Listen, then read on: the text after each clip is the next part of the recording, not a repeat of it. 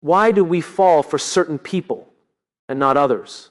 Why does one person barely register in our minds while another feels like gravity itself? Most of us think love is an accident, a spark, a coincidence, a lucky collision of two wandering hearts. But what if it isn't? What if the people we choose, or believe we can't help but choose, are shaped by invisible forces we rarely question?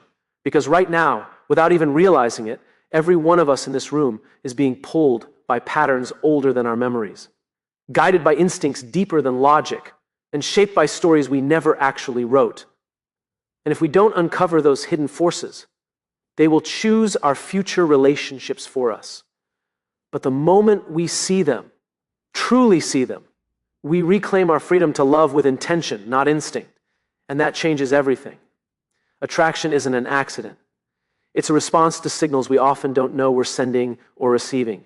Men and women both feel this invisible pull, but for men especially, chemistry is rarely about romance alone. It's about resonance. It's the sense that someone aligns with their identity, their insecurities, and the version of themselves they hope others see. When a woman speaks to a man's desire to feel valued, capable, or admired, it creates an emotional frequency that feels immediate and undeniable. Our instincts are ancient, and they shape modern desire in ways we seldom question. Men often equate connection with recognition, the recognition of their effort, their potential, or their presence. Women, consciously or not, often detect this need, responding with cues that either reinforce it or challenge it. That exchange is what ignites the spark people label as chemistry. Even though it's far more psychological than magical, chemistry becomes powerful when it mirrors something familiar, even if that familiarity isn't always healthy. Men are especially drawn to emotional patterns they learned early in life: approval, challenge, reassurance, or even scarcity. When someone recreates that emotional environment, it doesn't just feel right, it feels inevitable. Our earliest experiences don't disappear, they simply disguise themselves as our preferences. When men feel drawn to a certain type of woman, it's rarely as random as it seems. Their emotional blueprint, the way they interpret affection, approval, conflict, or distance, is shaped long before they ever step into adulthood. A man who grew up earning love often feels most alive around women who make him work for it, because effort feels familiar. A man who grew up feeling unseen gravitates towards someone who notices the small things, because recognition feels like home. We don't choose partners in a vacuum, we choose them from memory. Women, whether they realize it or not, often respond to the emotional patterns a man carries. If he learned to stay quiet to avoid conflict, she may sense the gap and fill the space with her own intensity. If he learned to perform strength to feel safe, she may admire him for the mask long before she sees the man beneath it. These interactions aren't coincidences. They are echoes of what each person learned to expect. Our past becomes a silent casting director, shaping who feels right, who feels wrong, and who feels inevitable. A man doesn't just fall for a woman because she is who she is. He falls for her because she fits a story he's been living his entire life. Pain doesn't just leave a mark, it leaves a map. Many men unknowingly follow that map into their relationships, drawn toward dynamics that feel strangely comfortable. When a man meets a woman whose emotional patterns resemble the hurt he grew up with, the distance, the inconsistency, the unpredictability, something in him recognizes it. Not because it's good for him, but because it's familiar. And familiarity, even when painful, feels safer to the subconscious than the unknown. People don't bond to what makes sense, they bond to what feels like home. Women often sense this pull in men before the men sense it themselves. A woman may wonder why he stays attached to someone who confuses him, challenges him, or makes him feel unseen. But from his internal world, that dynamic echoes an old emotional script, one he learned to navigate as a boy. If he grew up proving himself for affection, he may now mistake emotional struggle for emotional value. If he learned to endure silence to maintain peace, he may now gravitate towards someone who withholds connection. Familiar pain becomes magnetic because it offers predictability, and predictability feels like control. A man doesn't chase the hurt itself, he chases the hope that this time, with this person, he will finally earn the ending he always wanted. Intensity feels like truth, and that's where the brain begins to fool us.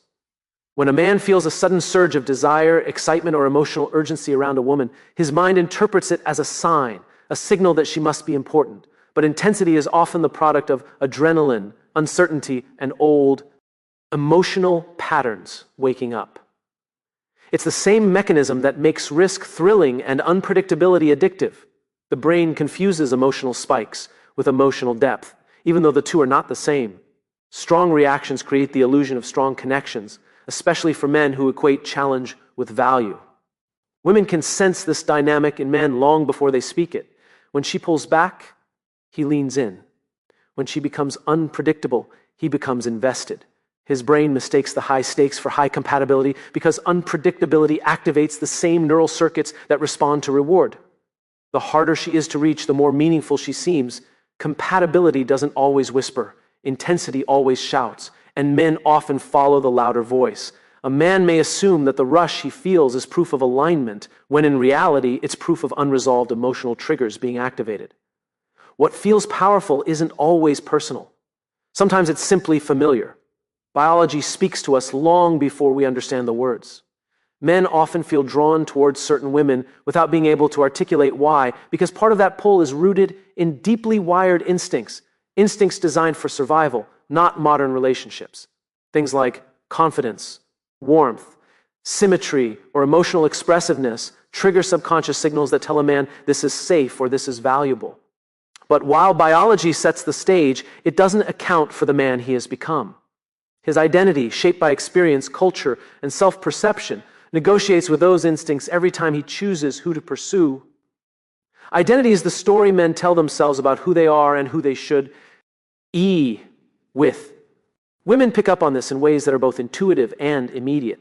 If a man sees himself as a protector, he may be drawn to someone who brings out his sense of purpose. If he sees himself as inadequate, he may pursue women who confirm that belief.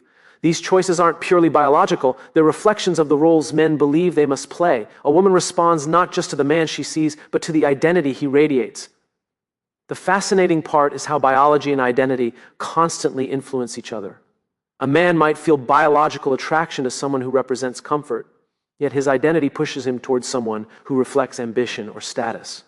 Women sense this tension in men. The quiet pull between instinct and aspiration, that internal negotiation, shapes the connection long before words are exchanged. Men don't simply fall for what nature tells them to want. They fall for the person who aligns with the man they believe they are or the man they're trying to become. Awareness begins the moment a man realizes that his choices in love are rarely as conscious as he believes.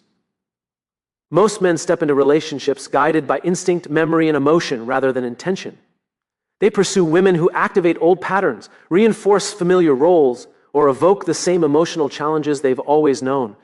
Without awareness, attraction becomes a repetition of history instead of a creation of possibility. A man may think he's choosing freely, yet he's often following a script written years before he ever learned the word love. The shift happens when he starts to recognize the difference between what feels familiar and what feels healthy. Women can sense when a man is operating on emotional autopilot, when he's trying to win affection the way he always has, or when he gravitates toward dynamics that mirror unresolved pain. But when he becomes conscious of these patterns, everything in the interaction changes. He listens differently, he responds differently, and he approaches connection with a level of intention that transforms both people. Awareness allows him to question the impulses that once guided him blindly. Real growth shows up when he chooses not just who he is drawn to, but why he is drawn to them. Women often meet the version of a man he believes he must be, not the version he actually is. When he operates with awareness, he starts to align his choices with the man he is becoming, not the boy he once was.